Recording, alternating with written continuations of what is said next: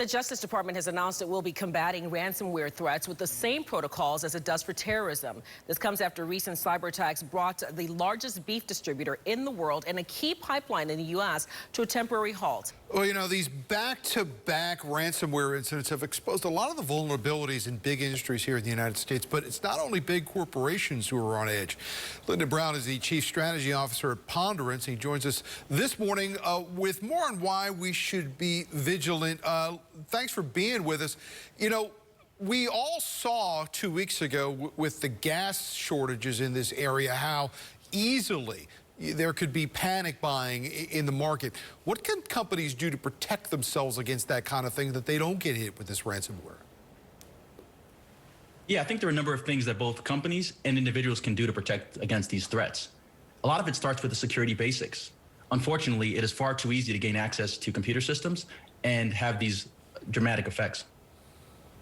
All right, Lyndon, there's a lot of question about what kinds of businesses are being hit with that. Obviously, you would think, a major oil fuel pipeline would be, an expected target.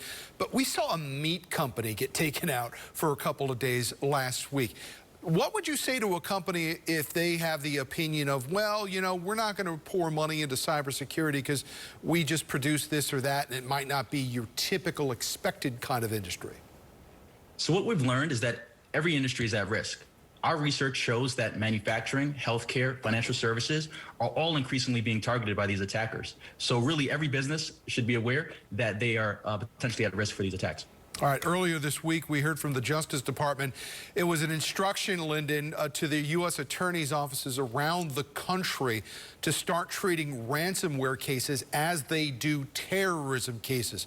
What does that tell you about how the federal government now is going to move forward from here to battle this phenomenon? I think there are a number of steps that the federal government could absolutely take. And I think that raising awareness in this way is absolutely critical. But at the same time, responsibility really is going to come down to the individuals. When everyone receives those phishing links, we have to know not to click on them. We have to know to back up our systems. We need to know to also have basic security in place. The current research shows that the Colonial Pipeline attack, which had devastating impact up and down the eastern seaboard, was actually caused by one single compromised password. So both government and private organizations need to play a role together in this. All right, Lyndon, when you look at what we've learned about this over the last couple of weeks, it appears that most of these attacks are coming from inside Russia. Do we know what can be done to kind of proactively shut those criminal networks down? Tom, there's a lot of factors here, and I think the geopolitical landscape is absolutely a major impact on this.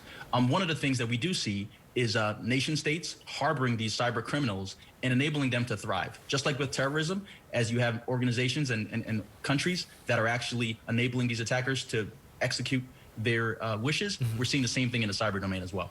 All right, Lyndon Brown joining us from Pondurance this morning, talking about malware and cybersecurity. Lyndon, we thank you.